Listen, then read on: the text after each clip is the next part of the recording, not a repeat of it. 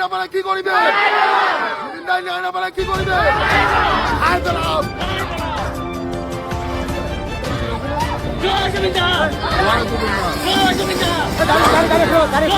নমস্কাৰ এই মুহূৰ্তে আহিছোঁ অসমৰ লগতে ভাৰতৰ কেইবাটাও প্ৰান্তৰ পৰা ডাঙৰ খবৰবোৰ নিউজ চাবলৈ হ'লে আমাৰ চেনেলটো ছাবস্ক্ৰাইব কৰি ভিডিঅ'টো লাইক কৰি ভিডিঅ'টো শ্বেয়াৰ কৰি দিব আগলৈ আৰু ভিডিঅ'টো সম্পূৰ্ণ চাই যাব।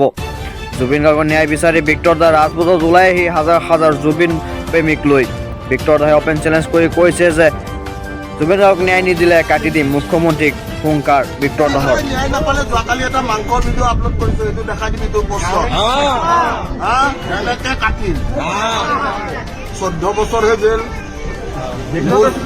মোৰ যদি নিজা চৰকাৰ থাকে জেল খাটিব নালাগে মই তই অলপ ভাবি চিন্তি ভোট দিবি তহঁতে গম পাইছ নাই চেঙা সমষ্টিত আব্দুৰ ৰহমানৰ কেনেকুৱা হ'ব বুলি ভাবে চেঙা সমষ্টিত আব্দুৰ ৰহমানে ইমান মৰম দেখা পাইছো মই নিৰ্বাচনী প্ৰচাৰৰ কাৰণে অহা নাই মই নিজৰ চুৱাই কেনে ফূৰ্তি কৰিব আহিছো ৰাস্তাবিলাক কেনেকুৱা দেখিছে লেতেৰা ভাল এতিয়া আহিছোঁ পৰৱৰ্তী খবৰলৈ এই মুহূৰ্তত আটাইতকৈ ডাঙৰ খবৰ political big breaking news Riniki বুঢ়াৰ ওপৰত যি কংগ্ৰেছে অভিযোগ কৰিছিল সেই অভিযোগ মিছা বুলি প্ৰমাণিত হ'ল।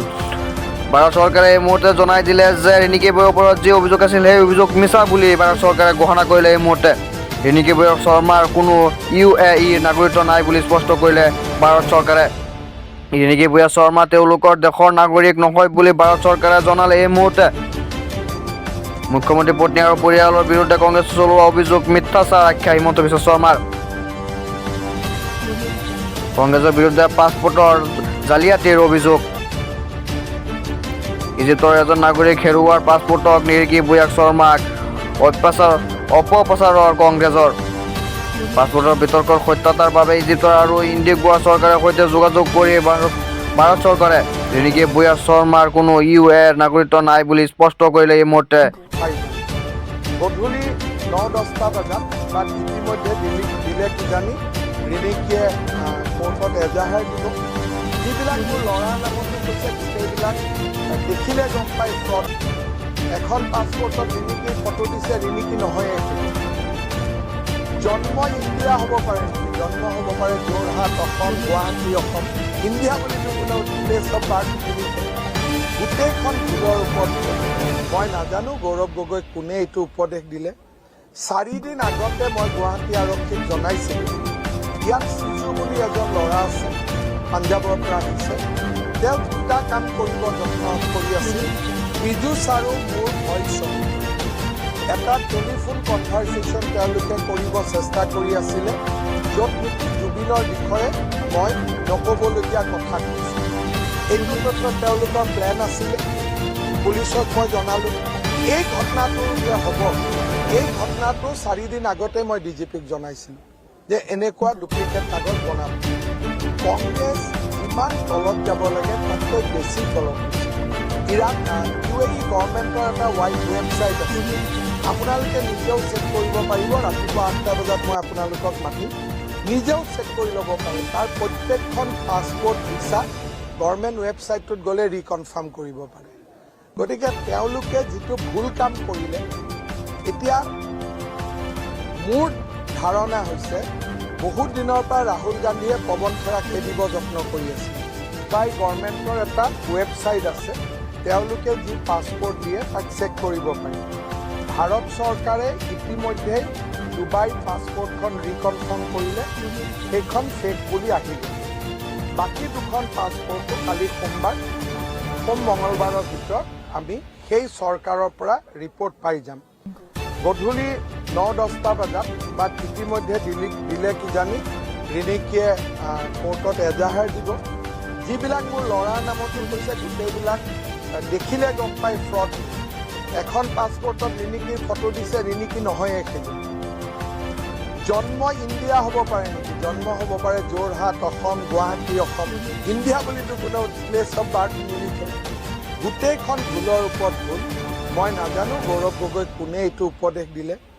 4 দিন আগতে মই গুৱাহাটী আৰক্ষীক জনাইছিলোঁ ইয়াত চিজু বুলি এজন ল'ৰা আছে, পাঞ্জাৱৰ পৰা আহিছে।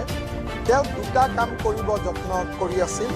পীযুষ আৰু মোৰ ভইচ এটা টেলিফোন কনভাৰচেশ্যন তেওঁলোকে কৰিব চেষ্টা কৰি আছিলে, য'ত নেকি জুবিনৰ বিষয়ে মই নক'বলগীয়া কথা কৈছোঁ।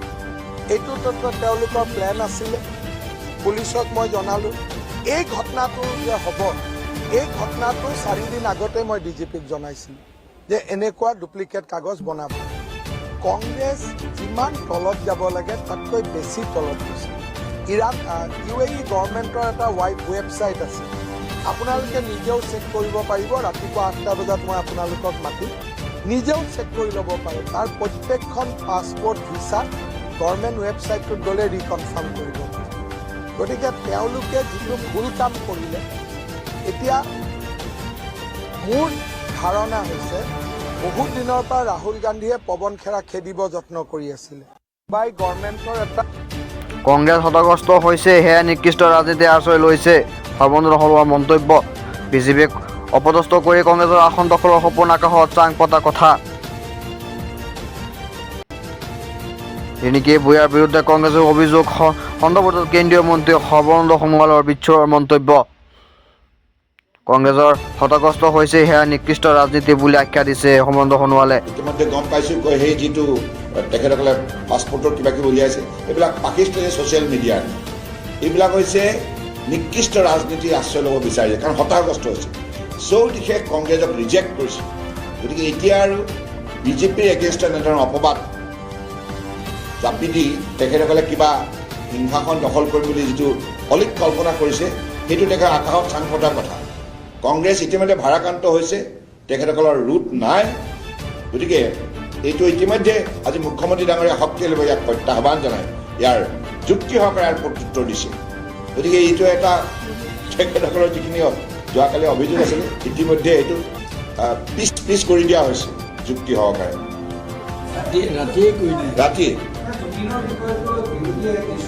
সেইটো ভিত্তিহীন অভিযোগ ইতিমধ্যে মুখ্যমন্ত্ৰী ডাঙৰীয়াই ইয়াক যুক্তি সহকাৰে খণ্ডন কৰিছে কংগ্ৰেছ হতাশাগ্ৰস্ত হৈছে সেইকাৰণে তেখেতসকলে ইতিমধ্যে গম পাইছোঁ সেই যিটো তেখেতসকলে পাছপৰ্টৰ কিবা কিবি উলিয়াইছে এইবিলাক পাকিস্তানী ছ'চিয়েল মিডিয়াৰ এইবিলাক হৈছে নিকৃষ্ট ৰাজনীতি আশ্ৰয় ল'ব বিচাৰিছে কাৰণ হতাশাগ্ৰস্ত হৈছে চৌদিশে কংগ্ৰেছক ৰিজেক্ট কৰিছে গতিকে এতিয়া আৰু বিজেপিৰ এগেইনষ্টত এনেধৰণৰ অপবাদ জাপি দি তেখেতসকলে কিবা সিংহাসন দখল কৰিম বুলি যিটো অলিক কল্পনা কৰিছে সেইটো তেখেত আকাশত চাং পতাৰ কথা কংগ্ৰেছ ইতিমধ্যে ভাৰাক্ৰান্ত হৈছে তেখেতসকলৰ ৰুট নাই গতিকে এইটো ইতিমধ্যে আজি মুখ্যমন্ত্ৰী ডাঙৰীয়া শক্তিশালী ইয়াক প্ৰত্যাহ্বান জনায় ইয়াৰ যুক্তি সহকাৰে ইয়াৰ প্ৰত্যুত্তৰ দিছে গতিকে এইটো এটা তেখেতসকলৰ যিখিনি যোৱাকালি অভিযোগ আছিলে ইতিমধ্যে এইটো পিছ কৰি দিয়া হৈছে যুক্তি সহকাৰে